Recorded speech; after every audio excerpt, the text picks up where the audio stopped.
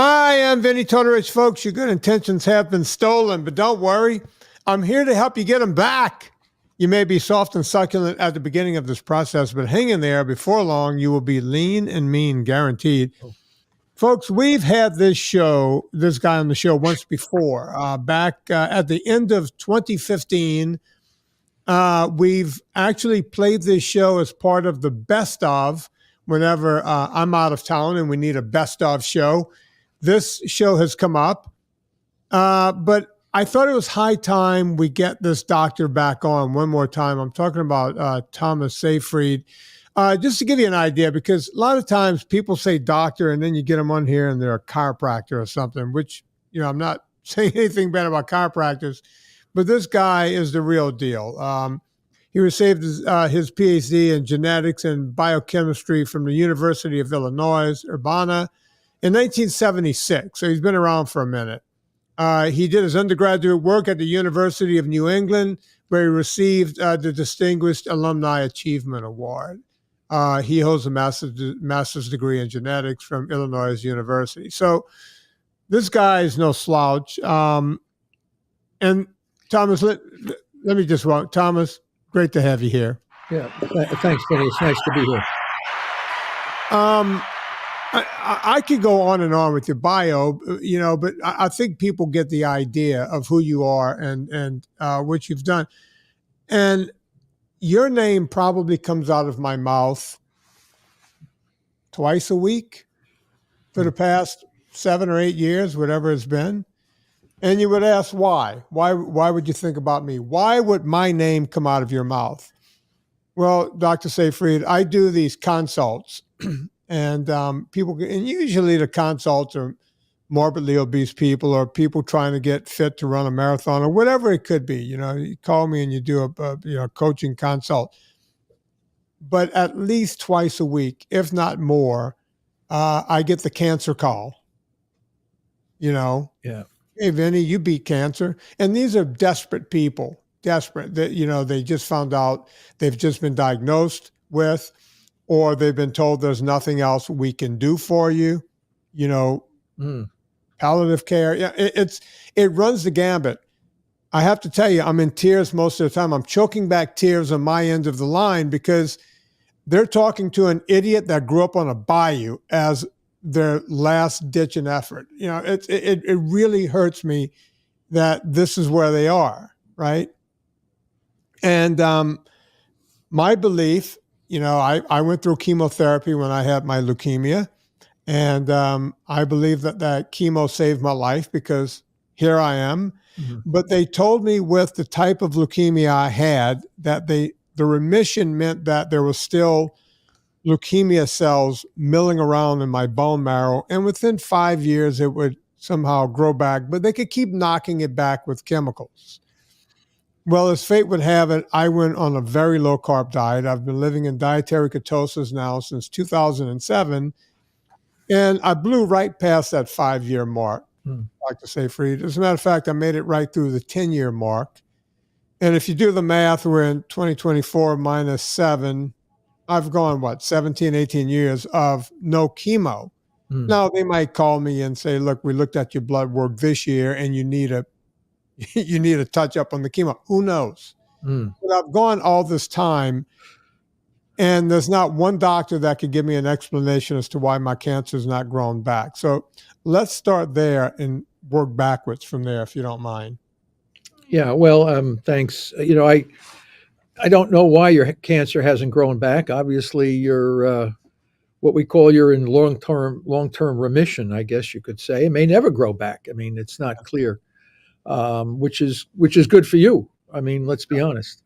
Not all folks are so fortunate. Let's be honest about that as well. But it's hard. I can't make predictions about that. I mean, I think we have quite a few so-called millions of cancer survivors in this country and around the world who have in fact survived these standards of care, as we call them. But, and some people do really, really well, and other people survive, but they don't do so well. It's generally not healthy for the body to take in any kind of a substance that has any level of toxicity to it. I always find the human body is quite resilient. I mean, we are really capable of doing things to our bodies and have us still walking around. Especially diet and lifestyle issues. I mean, we've got an obesity epidemic and we've got all kinds of problems, diabetes and everything, and yet these folks are still alive. And there are people alive who've taken radiation and chemo and things like this. But, and some people's bodies are just absolutely resilient. But a lot of folks put themselves at risk for downstream effects, something maybe totally different than the cancer they might have had. You have bone density issues, you have neuropsychiatric problems, you got all kinds of hormonal imbalances. You can have all kinds of other issues as collateral or secondary comorbidities as the result of beating up on cancer. So the answer to your question is you're fortunate, and listen, that's what we can say. And you may live, if you live to be 95 years old, die from a heart attack, then you were cured from cancer. Yeah. But we don't know that until many, many more years. Well, let's hope that, in my case at least, that it is many, many more years. I'm only 61. I'm hoping to go a bit longer. Oh yeah. How did I've read your stuff in the past. You've called cancer a mitochondrial and metabolic disease rather than a genetic disease. What do you mean by that? Well, there's a theory of disease. Okay, there's theories of disease. If you look at Louis Pasteur, he claimed that disease was caused by invisible microbes. The contrary explanation was bad air. It was like Galen said, no, disease comes, Galen, an ancient a physician from the Greek and Roman times, said that all diseases came from bad air. Where Louis Pasteur did experiments and said, no, there is disease coming from these invisible microbes, viruses and bacteria and these kinds of things. He didn't know too much about viruses, but he certainly could understand that microorganisms were responsible for the disease. So then we have the germ theory of disease as opposed to the bad air theory of disease. The current situation right now in the cancer field is that cancer is a genetic disease. If you go to the National Cancer Institute website, the NCI website, it says cancer is a genetic disease caused by somatic mutations that occur in cells of our tissues and organs, leading to dysregulated cell growth. So the definition of cancer is dysregulated cell growth or cell growth out of control. That's the definition of cancer. The theory that says what causes cells to grow out of control is the somatic mutation theory, that mutations in the DNA that control the regulation of the cell cycle are responsible for this dysregulated cell growth. The alternative theory, which is the one we support and the one that Otto Warburg originally defined, was that cancer arises as an effect of the damage to our energy-producing organelle in the cell, the organelle that makes energy from oxygen. And we and others have shown that when that organelle becomes chronically corrupted, it leads to these reactive oxygen species, ROS, that are carcinogenic and mutagenic. They damage DNA, they damage proteins, they damage lipids. So the mutations in the nucleus are not the cause of cancer, but an effect of the damage to respiration. So this is two totally different explanations for the same phenomenon. In one theory, the somatic mutation theory, which is supported by all major medical schools and the National Cancer Institute, is that the dysregulated growth, cancer, is caused by mutations in the DNA of the nucleus of the cell. The mitochondrial metabolic theory says no, that's not true. The mutations are secondary downstream effects of the disruption, oxidative phosphorylation. So So this is the alternative two views of the origin of cancer. Let me push this thing down a little bit further. So we have two alternative views for the same phenomenon. And in my view, if it's a mitochondrial metabolic disease, that means people can take charge and essentially participate in the management of their disorder, because the tumor cell, having defect in generating energy from oxygen, falls back on ancient fermentation pathways, which is energy without oxygen. Like all cells on the planet used energy without oxygen before oxygen came into the atmosphere in the early development of life on Earth. So these cancer cells are essentially falling back on ancient pathways of fermentation. And then you say, well, what does that mean? Well, what do they use to get energy? And energy is everything. Listen, without energy, we die quick. And you want to know how fast that is? People who drink Kool-Aid laced with cyanide, drinking the Kool-Aid laced with cyanide, Jonestown, everybody was dead instantly, very quickly. Okay, that's what happens when you have no energy. Cancer cells can live in hypoxia. They can live in cyanide. They don't need that form of energy. They ferment. They use ancient pathways of energy, and those driven by the sugar glucose and the amino acid glutamine. So the solution, or a strategy, an effective, I don't want to say solution, but it's certainly an effective strategy for cancer management, involves transitioning the whole body over to a respiratory fuel like fatty acids or ketones, and then selectively targeting the glucose and the glutamine, thereby protecting the normal cells while we starve and marginalize the tumor cells, and the body will gradually eliminate them from the body. Now, yeah, sure, you can use radiation and chemo and all this other stuff, which will certainly kill cancer cells, as you're an example of that, a survivor. But you can also kill them by taking away their fermentable fuels.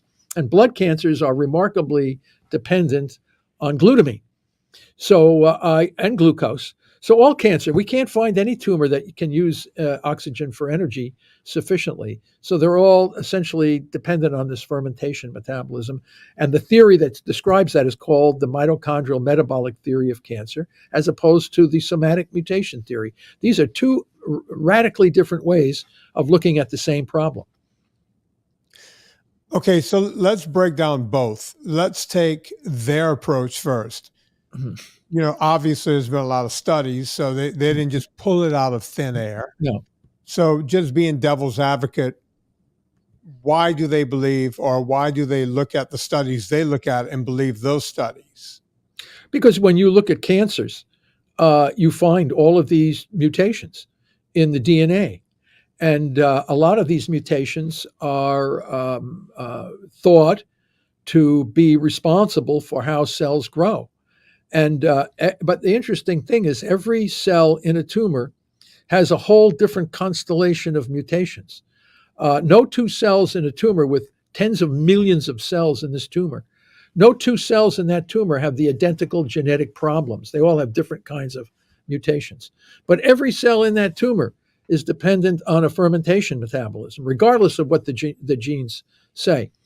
Also, you can test the hypothesis very, very convincingly, which has been done by a number of investigators in the field, where they take the nucleus out of the tumor cell with all of the mutations in that nucleus, the driver mutations and all the different genetic defects that are supposed to be responsible for dysregulated cell growth.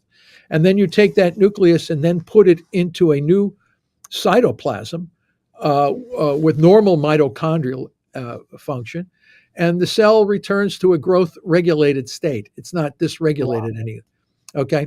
And then the opposite experiments were done, where you take the nucleus of a normal cell and you put it into the cytoplasm of a tumor cell.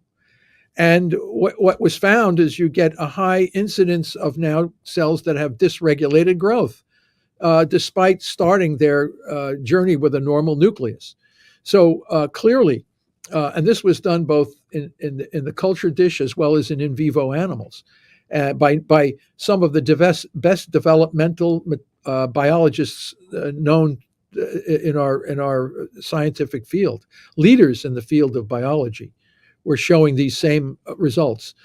We also now find those who think cancer is a genetic disease have two kinds of mutations: the passenger that doesn't seem to do much, and the so-called driver mutation, which seems to be driving the dysregulated growth. So what we're finding now is that some cancer cells under deep investigation have no mutations at all. And now we're beginning to see all of these so-called driver mutations in normal cells and tissues that never become cancer. So when you put all these facts together, it becomes hard to even, if you have a rational thinking mind, it becomes extremely difficult to explain these phenomena based on on a somatic mutation theory. It just, the science just doesn't hold up supporting that, where we clearly show that all cancer cells are fermenters. We haven't yet to find any tumor cell that can grow without glucose and glutamine. So the question then becomes, do you want to spend hundreds of millions and billions of dollars trying to target various mutations in people's tumors with the hope that you might hit the jackpot and kill all the tumor cells? Or would you just like to pull the plug on their two fermentable fuels and kill all of them gradually at the same over time? And I think and that's the difference between how you view the disease based on the two different theories. And once the field comes to understand that cancer is a mitochondrial metabolic disorder, the approaches for cancer management will be far less toxic, much more cost effective, and much more therapeutically beneficial. I think this will be the eventual way we'll manage cancer. It's a mitochondrial metabolic disease. And if we selectively target the two fuels while transitioning the body over to non-fermentable fuels like fatty acids and ketones, I think we're going to see a gradual removal of tumors. Will it cure cancer? I have no clue. Will it keep people alive longer with a higher quality of life? Yes, this is what we're seeing. When we could get those folks to do the right, we're seeing tremendous, much longer term survival with a much higher quality of life. No hair loss, no bleeding gums, no nausea, vomiting, diarrhea, all this kind of stuff. So your body we're using the body as a natural mechanism, a machine to ferret out and remove the tumor cells through a natural healing process, given the opportunity. You have to give the body the opportunity to do this by using diet and drugs that will target the fermentation metabolism. And then you begin to see gradual disappearance of the tumor. Does it go away completely? No. For some folks, it just grows real slow. And then periodically they have a surgical procedure and remove some of it. Another several years go by, they'll go through it again. But these people are alive with what we call terminal cancers. They should have been dead years ago and they're still alive. So I look at that as success. I don't say it's a cure, but I certainly say it's an effective management. And then there are some people who are like yourself, where it goes away completely. And they're wondering at what time will it come back? And the answer is we don't know. Yeah, look, I'm not rushing for it to come back. Like I said, I'm just running for my yearly blood test, and I see my doctor this week. Yeah. So this is a timely conversation. And, they'll let me know when it's time to go in for another bone marrow biopsy, because they can look at different markers in the blood. And every year I kind of walk in and I'm squinting and going, are they going to here? And especially on year 5 and year 6 and I'm like, tell me this. It's always something like looking over your shoulder. It's like it's kind of a threat to yourself. You fear, like no one wants to go to the doctor. You're feeling good. You look great. And you go there and have this guy tell you, oh, we see the cancer coming back again. Oh, then it makes your whole, not a good day. Right. But then you leave and the guy said, no, I don't see anything. And then you get really happy and excited and you feel good for another several years. You get to live for another and you keep going through this whole cycle over and over again. And that's what I said. So, but the idea about metabolic therapy is that even if you were to have a recurrence, it still does not prevent you from tackling the problem using metabolic therapy or some combination of drug with metabolic therapy. We have seen some successes with very low dose chemo under metabolic stress of the body, kills the tumor cell. So the drugs work better at a lower dose, more effectively, and you don't have to suffer the collateral damage that a lot of other folks have to do. Well, that's what I'm really hoping. That's my dream. they told me I had so much leukemia running through my bone marrow that, I had to take all kinds of other drugs to stay alive Yeah. while they were trying to kill the cancer, which some of those drugs had more side effects than Mm, even the chemo. And right. my feeling is, well, next time maybe they can just give me a touch of the chemo because I'm going Yeah. to keep eating, a very low carb ketogenic Yeah. style diet, and I'm Well, gonna be, that puts a lot of. It's hard to grow cancer when the fuel for it to grow is limited. yeah. It's just that simple. But the thing that we found, which Otto Warburg did not know about, was that there was a second fermentable fuel, which is the amino acid glutamine, and that most people thought was a respiratory fuel. And normal cells, it can be a respiratory cell fuel, but in the cancer cell, it's a fermentable fuel. So you can target the glutamine. You need drugs for that, but exercise can bring it down to some extent. But the better option is to use certain low dose drugs that will specifically target the glutamine glutaminolysis pathway. Let's talk about glutamine for just a second. I don't want to get too far in the weeds because I like keeping it on a level where anyone can understand this. L-glutamine is a breakdown of an amino acid. It's a part of an amino acid. Oh, it is the amino acid. It's the Right. breakdown of a protein, but glutamine is an amino acid. So you have an amino acid that is found in animal products. I mean, Yeah. in eggs and whatever. How do we keep glutamine at a low level if we have to eat protein every day? Well, it's a non-essential amino acid, and but it's essential for cancer. So some cancers respond more; they're more dependent on glutamine than other cancers. So you have to recognize that. We're doing those tests right now. Don't forget, you also have to realize that glutamine is the singular most abundant amino acid circulating in our bloodstream, much higher concentration than any other amino acid. And that's because our immune cells use glutamine to kill microbes that enter our body. Also, our gut, the cells and health of our microbiome and gut is heavily dependent on glutamine. The urea cycle, glutamine plays a tremendous role in the urea cycle. So this is an essential amino acid for a lot of things. They call it non-essential because we could actually synthesize it from glucose. So it's not like you have to have it. It can be produced internally from other metabolites. But for cancer, yeah, it's a double-edged sword. But that's why we developed the press pulse therapeutic strategy. We can press down glucose really well as long as we can elevate ketone bodies and fatty acids. But then we have to strategically pulse and target glutamine. Because if we're too aggressive with targeting glutamine, we can harm the gut or we can harm the immune system or something like this. So again, you have a great tool, but you got to know how to use it in the right context to maximize its therapeutic efficacy. And if you don't know that, then you could potentially do harm and reduce the opportunity to do a lot better with these therapies. So again, you have to have some knowledge base. And we've published these papers to give physicians an opportunity to work out some of the ideas they might have.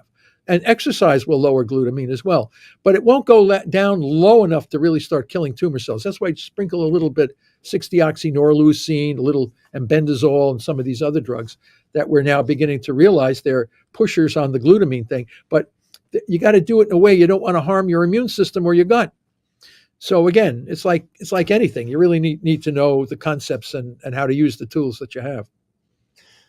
With that in mind, we're going to take a quick break here. But when I come back, I want to get into what a diet and a supplement program might look like to keep cancer at bay. Before we do that, folks, olive oil. Olive oil. Listen, we're talking about eating healthy. A lot of the olive oil in this country, at least the big box, the Bertolli and some of these olive oils, they're cut up to 40% with seed oils, and our FDA allows them to legally do that. And then once you cut olive oil that much, it doesn't look much like olive oil, so they have to add a colorant back in. And it doesn't smell much like olive oil, so they have to put this odor back, a perfume into it to make it look and smell like olive oil. Meanwhile, you have a big old gut full of seed oil. Well, you don't want that to happen. There's a lot of good brands out there, but the one I like to recommend because, I don't know, they write me a check every month is Villa Capelli. They've been a sponsor of this podcast for well over 11 years. Villa Capelli, we found this company. I love their product, and it's not just about being a healthy olive oil. It almost tastes like a salad dressing all on its own. It's amazing how good this oil is. You guys have seen me right here on the show. I'll chug an ounce of it at a time. I'm a big olive oil fan. I hope that Dr. Seyfried doesn't come back and tell us that olive oil is bad for us in some way, shape, or form. But big fan here. Been using Villa Capelli for 11 years now. Go give it a shot, literally. Put in promo code Vinnie, Vinnie. Now, listen, they may be out of the 3-liter tins right now, but put your name in. And when that olive oil, look, they're not going to just sell any kind of crappy oil. They're not going to buy it out of Spain or anywhere else. You got to wait for them to crush the trees have to bear the fruit, and then they have to crush the fruit, and then they have to get the oil. And that takes a bit of time. So if they don't have what you want in stock, put your name in. But whenever you get your oil, put in promo code Vinnie, Vinnie, and you'll get 10% off. If you spend more than $125, you'll also get free shipping. So go check that out. We're talking to Dr. Thomas Seyfried. Thomas, people are sitting there going, okay, I have a touch of cancer. I have this problem. I have that problem. What does the diet look like? And are there any supplements we should be looking into in order to keep cancer at bay? Well, this is a good point, Vinny. I tell you, because there's so much confusion about diets, and this is one of the reasons why the medical establishment has always steered clear from diets. They're not formulated in a way that can be generally used for most people. It's always ambiguous. What's in a diet? What are you eating? How much you're eating this and that. That's why we developed the glucose ketone index calculator, which measures the ratio in millimolar in the blood for the sugar glucose and the ketone body. So as you stop eating or do keto or water-only fasting or these kinds of things, your blood sugar naturally will go down because you're not eating anything. Insulin levels go down because they don't see glucose in your bloodstream. So blood sugar goes down. And if you continue to do this, ketones go up, and where they come from, your fat cells start to release fatty acids into the bloodstream, and those fatty acids from your adipose tissue go to the liver, and the liver chops them up. So the fatty acids, a long carbon-hydrogen molecule, and it chops them up like putting branches into a wood chopper, and they make water-soluble ketone bodies, which can replace now glucose for the brain and other organs. Muscle and heart and things like this. So as you slowly lower your blood sugar through diet, water-only fasting or something like this, your ketones slowly come up, and you get this ratio of blood glucose to blood ketones in a millimolar ratio. And we have published that if you have cancer and you can get your GKI, glucose ketone index, to about 2.0 or below, now you're putting tremendous pressure on tumor cells. Now, you can achieve that by that low. If somebody were a pescatarian or a vegan or a carnivore or a Mediterranean guy, whatever you want to, you would continue to eat what you thought was a good diet, and the blood work will tell you whether or not it is. So people always ask me, can I eat that? He never said what you should eat or not. Just get your GKI 2.0 and below, and you'll know what you can or cannot eat. And this is very different from one person to the next. So it's hard. If a guy's a vegan, he needs to, eat the vegetables that are going to bring it the lowest glucose, and let the ketones rise. And so it varies from one person to the next. Everybody does their normal diet, and then the meter, the glucose ketone index meter, the Keto Mojo or whatever you're using to measure this, will tell you whether or not you can eat whatever. So I don't want to make it a diet specific. Obviously, low carbohydrate things would obviously be important. You're not going to get a low GKI pound and jelly donuts, pizza pie, and this kind of stuff. But you certainly can get it on vegetables that have low glycemic vegetables or meat or a variety of these kinds of things. And each person will know what they can and cannot eat. I told you the ratio, it's 2.0 below. And if you have a cancer in your body, it's going to start to suffer and up and die when you get into those ratios. Then you sprinkle in a little bit of, target a little bit of glutamine with a drug like embendazole or Don, and you start to do this. Now, supplements, any supplement that will not raise glucose or ketone or reduce ketones can be okay. People use these things. I used to say, well, I'm taking this supplement. What does it do to your GKI? Well, I never tested it. Test it and see what it does to your GKI. If it doesn't raise your GKI, then you should be able to take it. So if it doesn't have any toxicity associated with it. So there's a number of supplements out there that people take and they can recommend them, berberine and things like this. Try it. I mean, that's what I would say. We always bring everybody down at the ground zero and then add back things and see what they can or cannot. It's like you're your own experiment. Each person is their own experiment. They have to test their own body to determine what they can or cannot eat, or what supplement might be beneficial to them. Explain to me just a little more about GKI. Now, I test my blood all the time, and my millimolars are anywhere between 0.7 in the morning when I wake up, and usually they run between 1.2 and 1.5 during the day. If I do a hard effort for several hours in a kayak or hiking or a rowboat. Well, wait. We're not going to get blood sugar at 0.7 millimolar. That's the lowest I've ever seen by any human was point. No, but that's what I'm asking about the GKI. I'm talking about the ketones in the blood. Oh, you're talking about the ratio. You have to get the ratio from the Keto Mojo or Precision Extra, one of these meters. All right, so I have a Precision Extra. Tell me what to do to figure it out. Okay, so Keto Mojo, we published the you got to convert because the glucose is given in milligrams per deciliter. That's right. And you have to convert that to millimolar by dividing that number by 18. And for a lot of folks, that's like, oh my God, I got to learn math to do all this stuff. It's like, give me a break.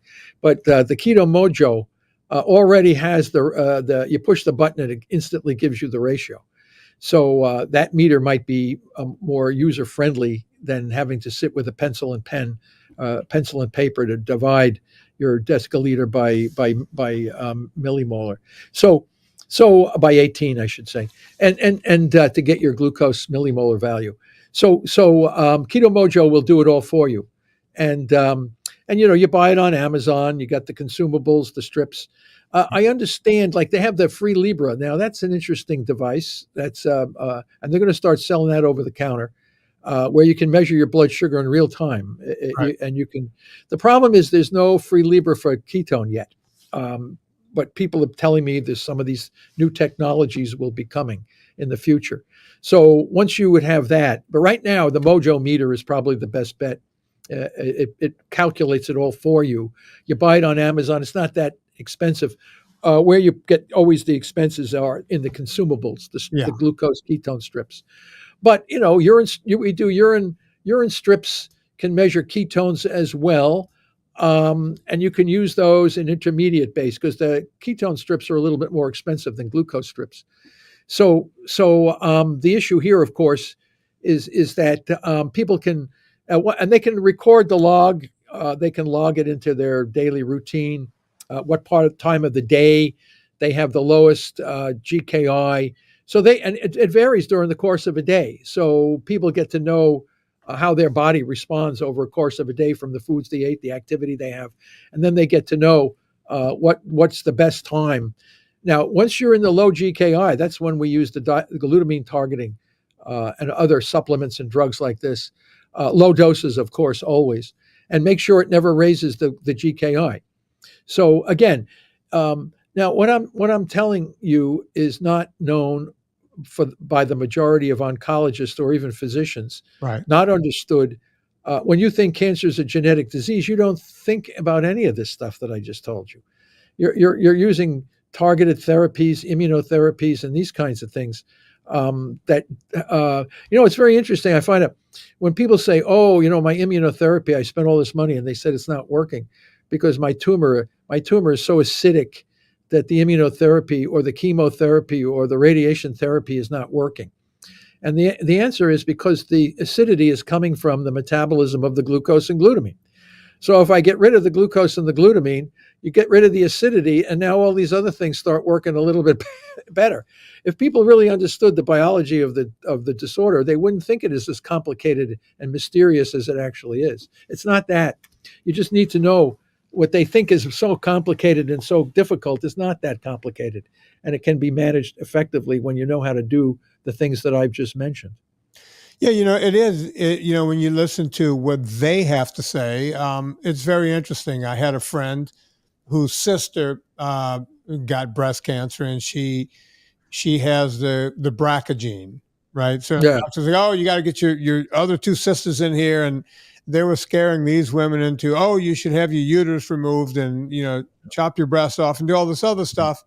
And my friend came to me and says, "What do you think?" And it's like, well, are you healthy? Are you healthy right now? Yeah. Do you have any of the symptoms of no?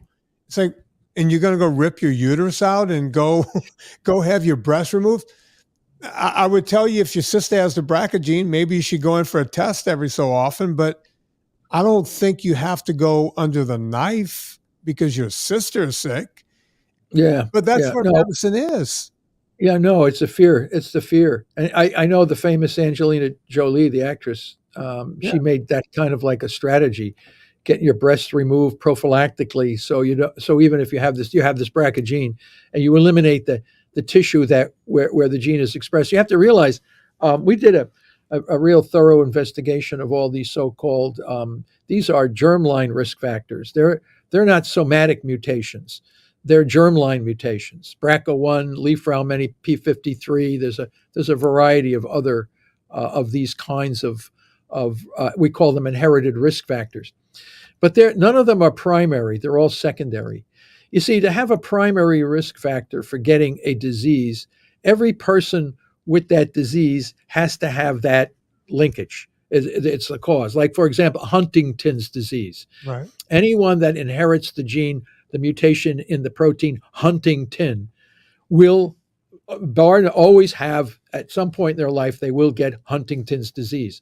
The primary cause of Huntington's disease is a mutation in the protein called huntingtin.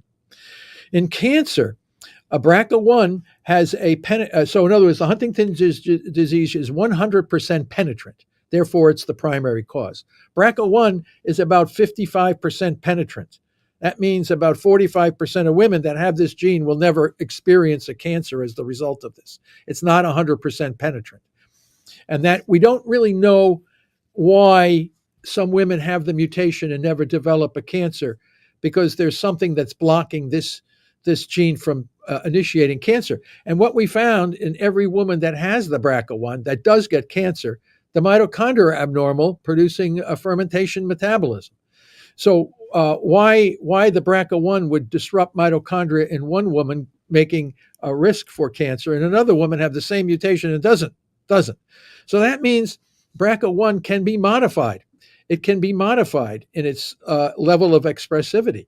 So again, I think what you said is absolutely correct. I think if you are diagnosed with the BRCA1, yes, you can have your breasts and ovaries and these kinds of things removed, or you might want to consider going into a Paleolithic kind of diet and lifestyle, where you're not going to be able to get cancer if the damn sugar driving the dysregulated growth is not there in any great amount. And if there was a tumor that would arise under these environmental conditions, then you can probably have it debulked with a lumpectomy or something small. You won't have to have what we call surgical mutilation of your body, trying to upfront whether you're going to have this or not. I think there are options. Once you realize that cancer is a metabolic disease, then you have different options to deal with the problem. You should at least be aware of these other options rather than just going out and just, as you said, being surgically mutilated. If the patients knew there was another option based on the biology of the disorder, I think a lot of people might say, I might take the risk. And if it comes, I know what to do. And if I have it and I have to have and there's another thing that's really weird. Of all the studies that have been done with radical mastectomy versus lumpectomy. There's no statistical significance in long-term overall survival, whether you have a lumpectomy or a radical mastectomy. There's been over and over and over, dozens of experiments have shown this, and yet so many women are surgically mutilated, having their breasts, one or two breasts removed, when there's no evidence to say that's going to give you any longer survival than a lumpectomy. It's unbelievable. Yeah, and I hear this all the time, not just with cancer, but with type 1 diabetics and everything else. They'll tell the parent, well, let your kid eat whatever they want because they could just take this fast-acting insulin and, take care of the sugar. And if the person says to the doctor, but what if my kid just ate less sugar? The doctor will actually tell them, why put your kid through that? Let them live a normal kid's lifestyle. And I'm sitting there going, a normal lifestyle just left the room when you found out you had juvenile diabetes, right? Yeah. But the doctor's going, that would be all the sugar and cake and Cokes, just let them have it. You could just hit them with this fast insulin.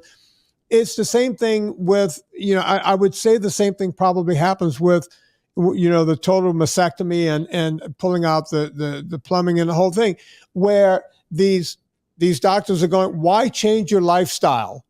We can just mutilate you and then you can go have chocolate cake next week and you'll be fine. It makes absolutely no sense to me. That makes no sense to me either. And I think you're mostly talking about type 2 diabetes, which is a diet and lifestyle issue. Well, yeah, no. Let me be very clear on that, doctor. With type 2, yes, we cause type 2 because of diet and lifestyle. But there's a movie out there, and my friend did the movie. She has a type 1 kid, and what they found out was with type 1 kids, of course, you're not going to get rid of it with diet and lifestyle. You can't get rid of it. But what they found out is instead of putting them on this high-priced, fast-acting insulin, if you just keep them off of sugar, you can use the old style, which almost costs nothing per month. It's just a very, very inexpensive drug. It's the old-timey, slow-acting insulin that can just keep them even keeled all the time if you just keep their sugar low. I didn't mean to misspeak about the difference between type. No, that makes perfect sense because that's certainly a strategy that seems to work for a lot of folks. Yeah, but you're right. I mean, type 1 diabetics really are dependent on insulin because they can't make insulin, whereas the type 2 diabetic can make insulin, but they become insensitive to it because of their diet and lifestyle.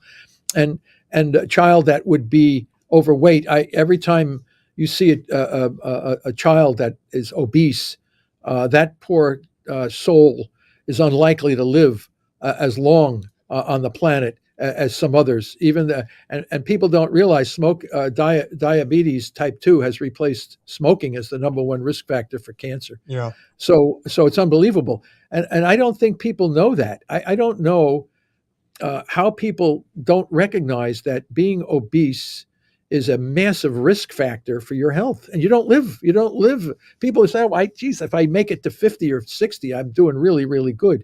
Yeah, but you're linking your dementia, cancer, all kinds of other chronic diseases are linked to that. And your quality of life, oh yeah, if you're 10 or 14 and 15 into the 20s, because your body is so young and so resilient. But you keep that up, and all of a sudden, man, you are one hurting buckaroo.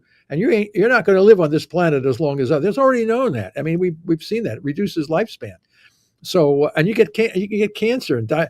I mean, and dementia. That's another. People don't understand these diet and lifestyles put them at risk for dementia as well. So, but I look at it, and because we have an obesity epidemic that's worse around the world, apparently people either don't know or they don't care. So what are you going to do? I mean, they should know. I mean, I can't go around saying, putting up a flag.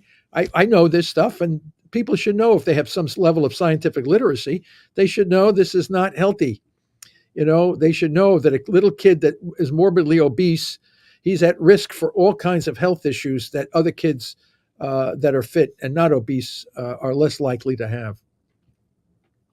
Yeah, friends of the show, Gary Taubes, who was on just a couple of weeks ago again, and Nina Teichos, who've spent time here at my house, we talk about this type of thing. And when we feel like when we start making ground on the subject of, hey, you'll be better off eating real food, eating real wholesome food, eating animal protein, and you start winning that argument because you start seeing people lose weight, reverse their type 2 diabetes, get rid of a lot of metabolic syndrome or syndromes. Then the next thing they do is they go, well, okay, but it's bad for the environment. It's like, okay, well, now you're moving the goalposts. You were telling us that this will not help a person. We're showing that it will help someone get healthier. So you move the goalposts and go, well, a cow just farted, and I think the ozone layer is going to crash. So you can't win. That's kind of irrelevant. Yeah. You're talking about, but on the other hand, you have to realize that eating healthy foods is sometimes harder to get than cheap, highly processed carbohydrates. Yeah. And it's also an economic issue. Some of these, organic foods are more costly. They don't have a shelf life for sure, and a lot of folks living paycheck to paycheck sometimes don't have that. And you're working all day long. You're sitting in traffic. You're all stressed out. You come home, and you throw something into the microwave or something quick, so just so you can relax on the chair and watch some programming. You're just like, so you got stress. So all of these things are what we call diet and lifestyle: lack of exercise, convenience, poorly nutritious foods, and you put all that together, and that's the result of our highly efficient technology that we have developed over the last 100 years. So all of these things come into action. It's a diet and lifestyle issue. It's not only putting us at risk for cancer, but all the other things that we've just spoken about, type 2 diabetes, macular degeneration, dementia, all of these things, making your life less robust. And but the convenience factor, I'll tell you, it's just so powerful. Cost, financial and convenience, low cost and convenience seem to trump or overshadow health and these kinds of things. So, I don't know what to say. I'm not here to talk about that. People can speculate and do all this stuff. I work to try to manage cancer through strategies that I understand the biology of the disorder. And therefore, I think we can make huge progress in dropping the death rate by as much as 50% in 10 years by knowing the biology of the disorder. And by the way, the people that do this also get very, very healthy in other ways. Sometimes the diabetes, the hypertension, the high blood pressure, all of these other things seem to go away along with the cancer.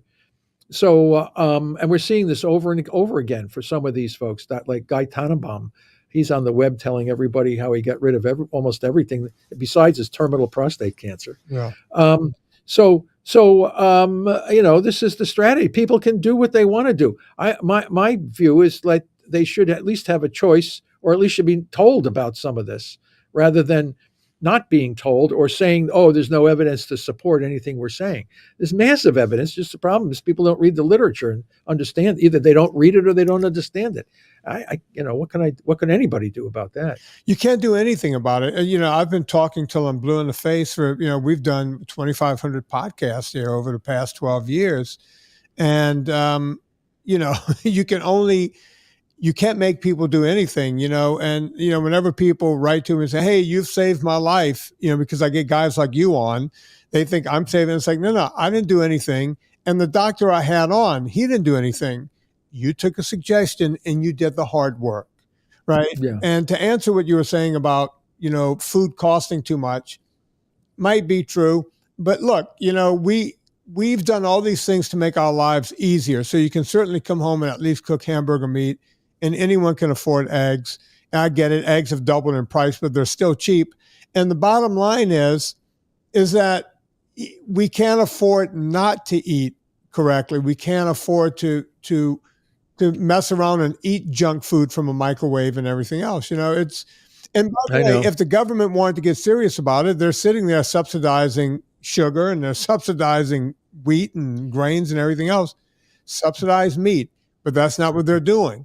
They're going after meat. You go to New York, they're doing meatless Mondays, and in California, no meat Friday and vegan Wednesday and everything else is going in the wrong direction. We're still going in the wrong direction. That pendulum has not swung back into the positive yet. It's the way I feel, at least. No, that's true. I think you have a lot to be said. I think a knowledge distribution of knowledge give people the opportunity to make choices, and the physicians, many of them need to be re-educated. The people need to be educated to know enough, and I think a lot of them do. I think a lot of them know they're eating bad stuff, but it's so tasty and so convenient and so cheap. Let's just keep with it. And it's like smoking cigarettes in the past. Yeah. You know how many people, everybody was smoking, not everybody, but so many people in the population with it, and they're rolling the dice. I'm not going to be the one getting the cancer. I'm not going to be the one getting the heart disease. And yet they would have a heart attack. Yeah. They were addicted. And don't forget that the highly processed carbohydrate foods are addicting.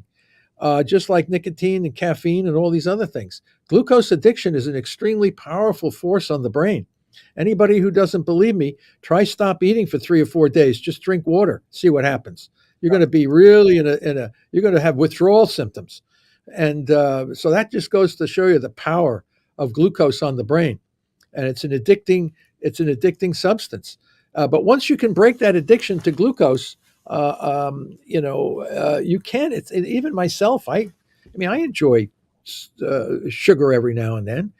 I try to avoid it. But if I had cancer, man, I tell you, I would avoid it like the plague. There's no question about it. I look at sugar as if it's a rattlesnake, and I'm a sugarholic. It was tough for me, and I've actually spoken to ex-junkies, people that were on heroin, cocaine problems, the whole thing. And they'll tell you, sugar was as tough, if not tougher than heroin. Oh. And I'll say, how can that possibly be? Heroin is such a strong drug. And they'll say, because you can get sugar everywhere, every day. It's all around you. You could just reach for it. It's right there. For me to get heroin, I would have to go down the street corner somewhere and meet my guy, right? And get stuff. And, so they're right, or as I told Dr. Drew once, he was telling me that, sugar is not really as bad as cocaine. And I said, yeah, but we're not giving cocaine to children at birthday parties. That's the big difference. Well, as I said, if you don't think it's so bad, try going without it for 3 or 4 days. You'll come to know. Yeah. Yeah, it's a real thing. I don't want to keep you forever, Thomas. You're so kind to come back on and to do this because, like I said, people write to me and I talk to them every week, and it's the cancer thing over and over again. Where could those people go to find you and to get help if they have cancer or they want to learn more about what you're doing? Well, right now I send out a kit of information to the people that contact me, and it's mostly for educational purposes. I am not a physician. I'm a professor, so I cannot treat patients. I cannot tell anybody what to do or what not to do. I can only give them educational material. They make decisions as to what they want to do or what not to do. We have submitted a very comprehensive treatment protocol with my MD colleagues to publication. It's a how-to manual on using metabolic therapy for managing brain cancer.